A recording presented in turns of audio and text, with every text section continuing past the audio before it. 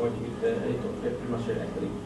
নতুন উদ্যোক্তারা তো বটেই, বিশ্বের বড় মাপের বাণিজ্যিক প্রতিষ্ঠানগুলো এখন তাদের পণ্যের প্রচারে ব্যবহার করছে ফেসবুক। আর ফেসবুক ভিত্তিক এই ই কমার্সই এখন পরিচিত এফ কমার্স হিসেবে। অন্যান্য দেশের সঙ্গে তাল মিলিয়ে বাংলাদেশেও ব্যক্তিগত উদ্যোগে এবং স্বল্প পুঁজিতে অনেকেই এখন এফ কমার্স বা ফেসবুকের মাধ্যমে ব্যবসা পরিচালনা করছেন, দিচ্ছেন নানাবিধ সেবাও।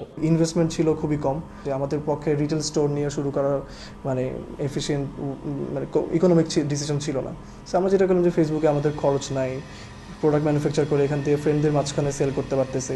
1,500-2,000 পিস টি শার্ট সেল হয়। যদি আমি এটা মানে টাকার ইয়েতে ধরি তাহলে লাইক 5 to 6 লাখ টাকা।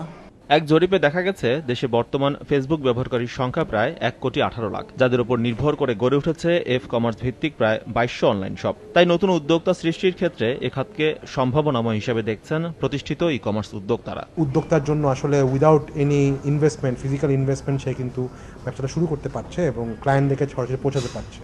তো এই জন্য আসলে আমাদের নর্মালি সাধারণ একটা দোকান করতে যা টাকা লাগতো সেই টাকাটা তার সেভ হয়ে যাচ্ছে এবং সে তার বিপণনটাও ফেসবুকের মাধ্যমে করতে পারছে।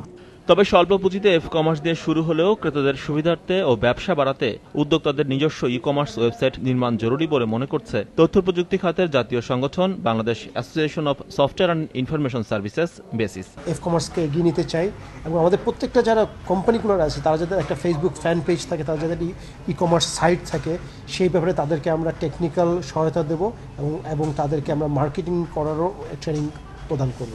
তবে ফেসবুকের মাধ্যমে ক্রেতা বিক্রেতাদের মধ্যে বিশেষ পেমেন্ট সিস্টেম চালু সম্ভব হলে এ খাত আরও সম্প্রসারিত হবে বলেও মনে করছে বেসিস। এজি মাহমুদ, সময় সংবাদ, ঢাকা।